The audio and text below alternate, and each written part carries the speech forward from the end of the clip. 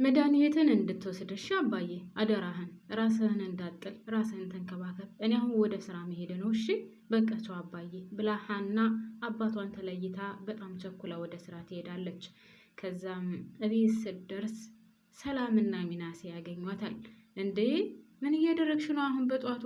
የት አድረሽ ነው? እዚህ ነበርሽ እንዴ? እንዴት በዚህ ሰዓት ትመጫለሽ? ያው ስራ ስለነበረብኝ በጧት ተነስቼ መጣሁኝ። እና እናንተ ወዴት ልትሄዱ ነው?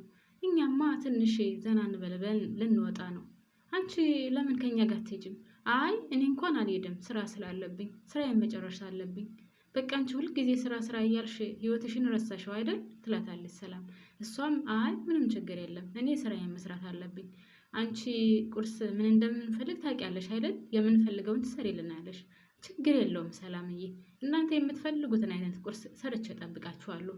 ብቻ እናንተ እንዳይረፍድባችሁ ሄዱ ትላችኋለች ሀና። ሰላም ጤና ይስጥልኝ ውድና የተከበራችሁ ቤተሰቦች በያላችሁ በሰላማችሁ ብዝዝት ትረፍረፍ ይበልልኝ። እንኳን በደህና መጣችሁ። ኧረ ተው ግን እናንተ ቤተሰቦች ስሙ ማለት ነው። የእውነት እንደ ኮመንቱ ብዛቱ ላይክ አድርጉ። ምን አለበት ትስማ። የእውነት ላይክ አድርጉ። ኮመንቱ ብዙ ነው፣ ላይክ ግን የለም። ሰው ላይክ አድርጉ። ለማንኛውም ወደ ድራማችን እንሄዳለን ማለት ነው። እናም ሀኒቾ ስራዋን ጉድ ጉድ እያለች እያለ አቶ መስፍን ከውጭ ሀገር ይመጣሉ። አቶ መስፍን ከውጭ ሀገር ሲመጡ ለባለቤታቸው ለሜላት አልነገሯትም፣ ለማንም አልተናገሩም። ሚናሴ ደውሎ ልጃቸው ከቤት ውስጥ የተፈጠረውን ነገር ስለነገረው እናም ለሚስቱ ምንም ነገር ሳይናገር ቀጥታ ይመጣል። እንደውም አዲስ አበባ ሲገባ አዲስ አበባ እንዴት እንዳማረባት እንዳሸበረቀች እስከ ዛሬ ድረስ እንደዚህ አይነት ለውጥ አይቶ እንደማያውቅ ስለ አዲስ አበባ እየተደነቀ ያወራ ነበር። ለማንኛውም እንደዛ ብሎ ከቤት ሲደርስ በሩን ሲያንኳኳ የከፈተችለት ሀና ናት። እናም ሀና ስትከፍትለት በድንጋጤ ትንሽ ደንገጥ ብሎ ቆም ካለ በኋላ እንዴ ሀና ልጄ እንዴት ነሽልኝ? ደህና ነሽ? ብሎ እቅፍ አድርጎ ከሳማት በኋላ ሀናም ግራ ተጋብታ ነይ ቀፊን ሲላት ታቅፈዋለች። ምንም አላለችም። ከዛ በኋላ አሁንም በድጋሚ ኦ ማይ ጋድ አንቺ ልጄ መጥተሽልኛል እንዴ? እንዴት ነው ደስ የሚለው! በፍጹም አልጠበቅኩም ነበር። ነይ ልጄ በድጋሚ ቀፊን ብሎ እቅፍ አድርጎ ይስማታል። ከዛም በመገረም ወይ ጉድ ልጄ መጥተሽልኛል፣ እኔ እኮ የተፈጠረውን ነገር ሰምቼ እውነት አልመሰለኝም ነበር ስላት፣ ቆይ አልገባኝም ስትለው፣ ልጅ እኮ ነሽ አንቺ እኮ ልጄ ነሽ ሀና ልጄ ብሎ ሰላም ብሎ ከጨረሰ በኋላ እሷን አሁን መግባት እችላለሁ ሻንጣዬን ላስገባ ሲላት፣ አዎ ምንም ችግር የለም እኔ ያስገባዋለሁ ሻንጣውን ግባ ትለዋለች። የእሱን ሻንጣ ይዛ ስትገባ እርግብ ተብዬዋ ግን ልጄ እያለ አቶ መስፍን ሀናን ሲሰማት በር ላይ ብቅ ጠልቅ እያለች ታዳምጥ ነበር። እናም ፈርታለች። ስህተቷን ስለምታውቅና የሀናን መረጃዎች ሰብስባ የራሴ ነው ብላ ይዛ ልጅ ያልሆነችውን ልጅ ነኝ ብላ ስለመጣች አባትየው ደግሞ ገና እንደገቡ ሀናን ልጅ ብሎ እቅፍ አድርጎ ስለሳማት ግራ ተጋብታለች። እስከ ዛሬ ድረስ ይነቃብኛል ብላ አስባ አታውቅም ነበር። ነገሮቹ ግን አሁን ወደ እሷ እየሄዱባት ይመስላል። እናም አቶ መስፍን ልጁን ከሳመ በኋላ ወደ ሳሎኑ ይሄዳል። እና ከገባ በኋላ ወይዘሮ ሜላት ከቁም ሳጥኗ የሆነ ነገር እያስተካከለች ነበር። ከዛም ሰተት ብሎ ወደ ቤት ሲገባ እኔ አላምንም መስፍን፣ እኔ አላምንም፣ በፍጹም ላምን አልችልም እያለች እሱም ደግሞ አቶ መስፍንም ሜሉዬ እንዴት ነሽልኝ ደህና ነሽ ወይ እያለ በፍጹም አላሰበውም ነበር። ሚስቱ ትደሰታለች ብሎ እንጂ እንደዚህ ፊቷን ታጠቁርበታለች ብሎ አልገመተም ነበር። እና ሜላትም ለአቶ መስፍን በፍጹም ጥሩ ፊት አልሰጠችውም። ግን እኔ ያልገባኝ ነገር ውድና የተከበራችሁ ቤተሰቦች ወይዘሮ ሜላት ለምን አቶ መስፍን ሲመጣ ደስተኛ አልሆነችም? ለምን አልነገርከኝም ብላ ያለችበትስ ምክንያት ምንድን ነው? ለምንድን ነው ለምን አልነገርከኝም ብላ እንደዚህ ያኮረፈችው? እርግጠኛ ነኝ የሆነ ያሰበችው ነገር አለ ብዬ አስባለሁ። ወይም ሌላ ጓደኛ ይዛለች፣ ያለበለዚያ ደግሞ ለማግባት አስባለች። ምክንያቱም በዚህ ደረጃ ልትቀየር አይገባም። ከዛም ሰላም ካላት በኋላ አቀፍ አድርጎ ከሳማት በኋላም ብዙም ልታምን አልቻለችም። ቆይ ግን እንዴት መጣ ስትለው አቶ መስፍንም እንዴ ሜሉ መምጣቴን አትፈልጊም ነበር እንዴ? የኔ መምጣት አላስደሰተሽም አይደል ሲላት፣ ነው እንደዛ ማለት ሳይሆን ይሄን ሁሉ ሀገር አቆራርጣ ስትመጣ እንዴት አልነገርከኝም? እንዴ ለምን እነግርሻለሁ? በቤት ውስጥ እኮ የተፈጠረውን ነገር ሚናሴ ደውሎ ሲነግረኝ ነው የመጣሁት። እናም ስለ ልጆቹ ጉዳይ እንድንነጋገር ከዛም ባለፈ ደግሞ ብቻሽን እንደዚህ ከምትሆኚ ከጎንሽ ልሆንልሽ ነው የመጣሁት። ኧረ እባክህ በልጆቹ ጉዳይ ትላለህ እንዴ? እስከ ዛሬ ድረስ ያኔ አደባባይ ላይ ጥላኝ ስትሄድ የት ነበርክ ስትለው፣ ቆይ ሜሉ አሁን እኔ መምጣቴን አልፈለግሽውም? አልወደድሽም ማለት ነው? ገና እንደመጣው ለምንድን ነው በነገር የምትጨቀጭቂኝ? አዋ የልጅነት ልክ እንደ ልጅነት ነው የሚያደርግህ እኮ በፊት ልጅ እያለህ እንደሚያደርግህ። አሁንም ልጅነትህ አልለቀቀህም። ለምንድን ነው እንደዚህ የምትሆነው?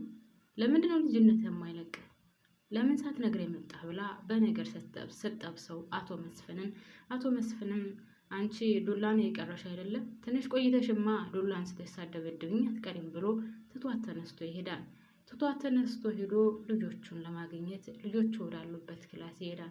ልጆቹን ሰላም ካለ በኋላ ሰራተኛ ናት ብሎ ያሰባትን እርግብን ሳሎን ላይ ቁጭ ብሎ ስለነበረ እዛ ሄዶ ካናገራት በኋላ አንቺ ነሽ አይደል ሰራተኛ ሲላት፣ አረ አልገባኝም፣ ምንም ነገር የምትለው ነገር አልገባኝም ሲላት፣ አይ ያው አንቺ አባትሽ በሽተኛ ስለሆነ አባትሽን ለማዳን የምታደርገው ነገር ይገባኛል።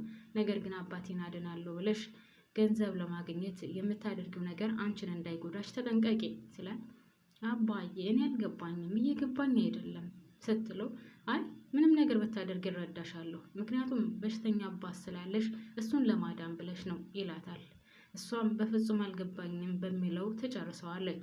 ከዛም ሜላትንና ሚናሴ ጋር እያወራ ያለ አቶ መስፍን እርግብን ሰላም አገኛት እርግብን ብላ ስትጠይቀው፣ ሰላም አዎ አግኝቻታለሁ፣ ሰራተኛዋ ነሽ ምናምን ብያትኝ ተናዳብኛለች ሲላት፣ ወይ ጉድ አባዬ ጭራሽ ሰራተኛ ብለህ አቃጠልካት አይደለም?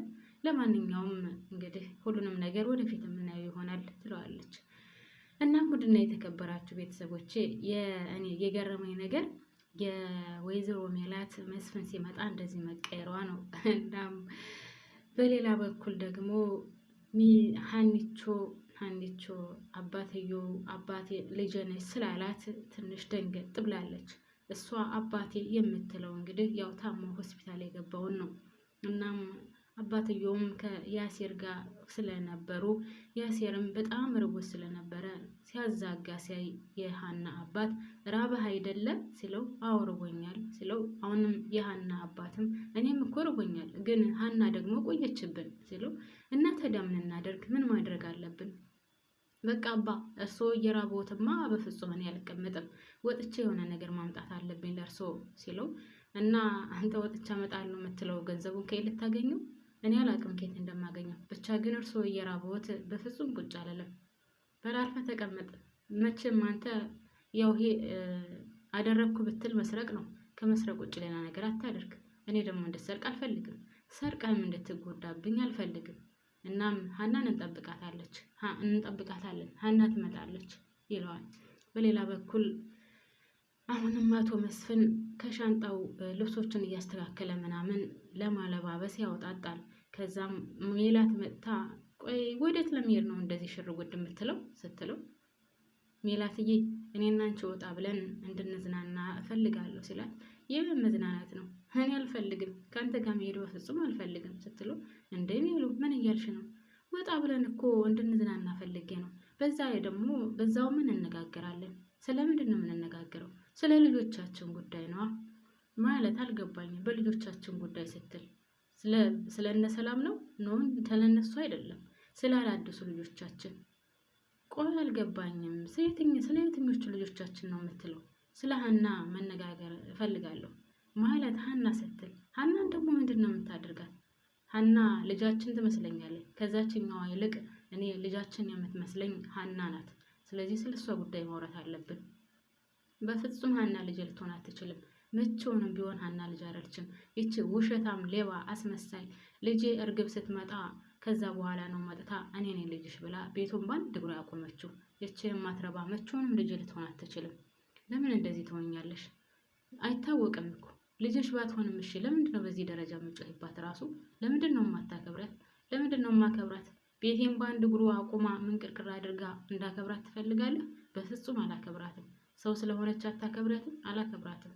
የቤት የመመሰቃቀል ምክንያት እሷ ናት። ስለዚህ እሷን ላከብራት አልችልም ብላ ትጮህበታለች። እሱም ግራ ተጋብቶ ከዛ ሁሉንም ሰባስቦ በቃ የዲኤንኤው ምርመራ መደረግ አለበት ብሎ ወስኗል አቶ መስፍንም። ሜላትም በዲኤንኤው ምርመራ እርግጠኛ ነኝ እኔም አምነበታለሁ፣ ስለዚህ የዲኤንኤው ምርመራ መደረግ አለበት ብላ ወስናለች። በሌላ በኩል ሀና ከቁም ሳጥኑ ውስጥ የሆነ ነገር እያስተካከለች እያለ እርግብ ያን መስቀሉንና የነበረውን ፎቶ የህፃንነቷን ፎቶ ይዛ ይህን ነው አይደል መረጃ ብለሽ የምትዩ? ይሄ ደግሞ በፍጹም ያንቺ አይደለም፣ ይሄ የራሴ መረጃ ነው ትላታለች ሀናን። ሀና ደግሞ ቆይ ምን እያደረግሽ ነው? ምን እያልሽ ነው ያለሽው? ይሄ እኮ የራሴ መረጃ ነው። ደግሞ እኮ ሰርቀሽ አታፍሪም እንደ የራሴ መረጃ ነው ስትይ ማን የሰጠሽ ይሄን? ይሄ የራሴ መረጃ ነው፣ ነገር ግን አንቺ ሰርቀሽዋል፣ የራሴ ብለሽ ይዘሽዋል። የለባ አይነ ደረቅ ማለት አንቺ ነው። በጣም ነው የምትገርሚው። ደግሞ እየሰረቅሽ ነው ምናምን ትይኛለሽ እንዴ? ኦ በስመ አብ ወወልድ ወመንፈስ ቅዱስ ብላ ሀና ትደነቃለች። እርግብም በጣም በሚገርም ሁኔታ ሀና በጣም ስለምትቀና እና አቶ መስፍንም ሲመጣ ልጅ ብሎ እሷን እቅፍ አድርጎ ስለሳማት አሁን ሀናን ከዛ ቤት ለማስወጣት ሀናንና እርግብን ቶሎ ብሎ አባትየው ሲያናግራቸው ሁለታችንም የዲኤንኤ ምርመራ ማድረግ አለብን ብሎ ሲያናግር እርግብ ከላይ ትናገራለች። ለምንድን ነው አባቴ እንደዚህ የምትናገረው? ቆይ ስነ ስርዓት አይኖርሽም እንዴ ብላ ስትላት አቶ መስፍንም ታያት ትናገር፣ ልክ ናት እኮ ትክክል ናት፣ ያለችው ሁሉ እውነት ነው ሲላት ሀናም አይ ችግር የለውም እኔ ከእናንተ ምንም ነገር ፈልጌ አይደለም የመጣሁት፣ ምንም ነገር አልፈልግም፣ ዝምድናችሁንም ከሆነ አልፈልግም። እኔ አንድ አለኝ የምለው አባቴ ነው ችግሬ፣ እሱን ደግሞ እትዬ ገንዘቡን ሁሉንም ወጪውን ችላ እያሳከመችልኝ ነው። ስለዚህ ከእናንተ ምንም ነገር አልፈልግም፣ ለማንኛውም መሄድ ስላለብኝ እሄዳለሁ ብላ ትወጣለች እነሱን ትታቸው። ከዛም አባቷና ያስር እየጠበቋት ስለነበረ ምግቡን ይዛላቸው ትሄዳለች። ምግቡን ይዛላቸው ሄዳ እየተሳሳቁ ስታገኛቸው እናንተ ቆይ ከቤት የሆናችሁ መሰላችሁ እንዴ እንደዚህ የምትጮሁት? ይሄ እኮ የሐኪም ቤት ነው ስትላቸው አይ ሀንዬ መጣሽ እንዴ? ብታይ በጣም ርቦን ነበር፣ በምንጭ ምግቡን እንብላ እያሉ እየተሯሯጡ አባትየው ደግሞ የሀና አባት በቃ አልበላም እያሉ እየቀለዱ ብቻ ድራማው እንደዚህ እያለ ያልቃል ማለት ነው። ውድና የተከበራችሁ ቤተሰቦች በነገራችን ላይ ዋው በእውነት እስካሁን ካየኋቸው ድራማዎች የዚህ ድራማ ደግሞ ለየት ያለ ነው። ታሪኩ በጣም ደስ የሚል ታሪክ ነው። ከክላሲካሉ ጋር ስታዳምጡት ምናምን የሆነ በጣም ደስ የሚል ድራማ ነው ታሪኩ ምናምን እና እኔ በበኩሌ ወድጄዋለሁ። እናንተስ ወዳችሁታል ወይስ እንዴት ነው? ለማንኛውም ባባይ መልካም ጊዜ